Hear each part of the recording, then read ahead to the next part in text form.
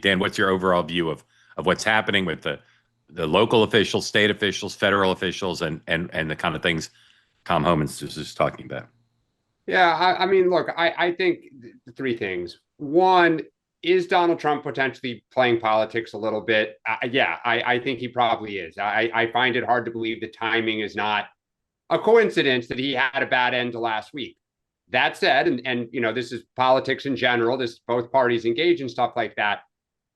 I think the Democratic Party's kind of lost its mind. I think that you cannot tolerate that people are harming government property and harming federal officials executing the job that the president or the secretary of DHS or whomever has ordered them to do.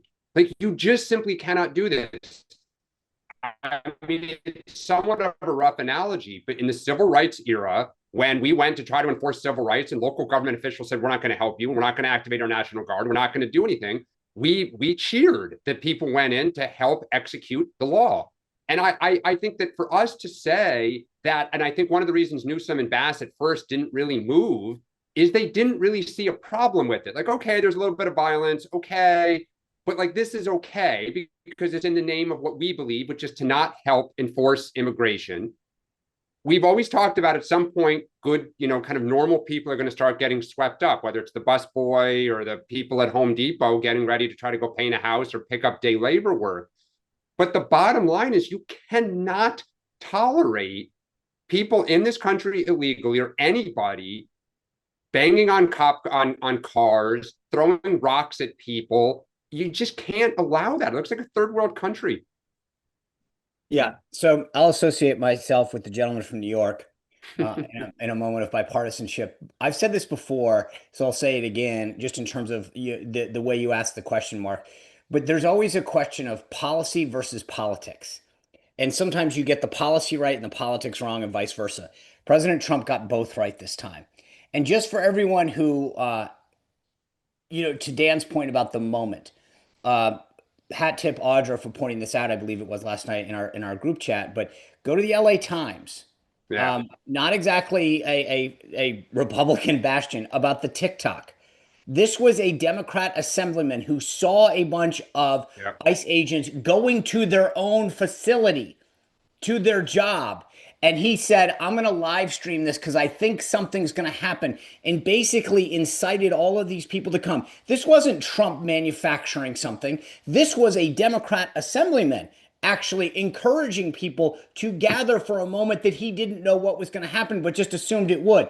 It then escalated. To Dan's point, there was violence, there was vandalism, there was destruction, and yet the Democrats, once again, my goodness, I cannot believe this. When the choice was between law and order and criminals, they chose the criminals.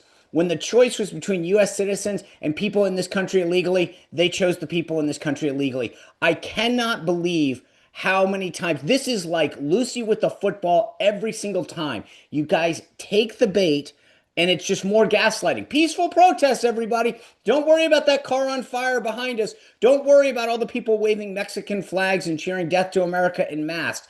Where's Hakeem Jeffries worried about the mask now? Last week he was all worried about the ICE agents. But when people start burning a cop car and throwing Molotov cocktails, well, they're allowed to wear masks now. This, I cannot believe it shouldn't be this easy in politics.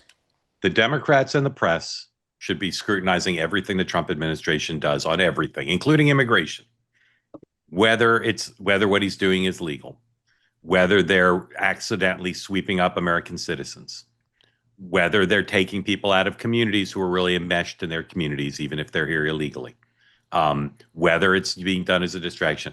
All these things should be scrutinized, whether there's excessive force being used by federal officials, whether civilian or military. All these things should be scrutinized. But the basic question of, can Donald Trump and ICE remove people from this country who are here illegally? And if there are violent attacks on private property or government officials while they're doing that, whether that should be accepted, that shouldn't be in debate. And the scrutiny from the press and the Democrats should not be, in this instance, on this particular point, on whether Donald Trump is doing something political or whether it's unprecedented, quote unquote, to use federal National Guard.